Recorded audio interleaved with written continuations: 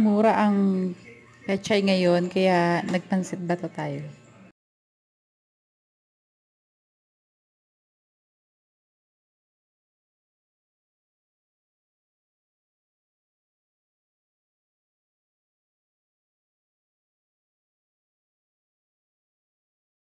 And wept and fasted until evening for Saul and his son Jonathan. Nagluksa po talaga sila. Anong silang nagluksa para sa dalawang Abednego and for the people of the Lord and the house of Israel, because they had fallen by the sword. Isang paghihinagpis, isang napakasakit na eksena.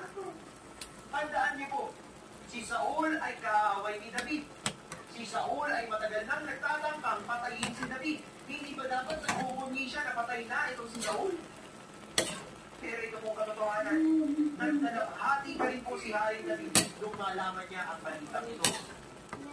Kaya naman po, pagdating niyo po ng chapter 9, nung ito po ay hari ng talaga si David, is there anyone still left on the house of Saul so that I will show him kindness for Jonathan's sake? Bakit nga ba Jonathan's sake?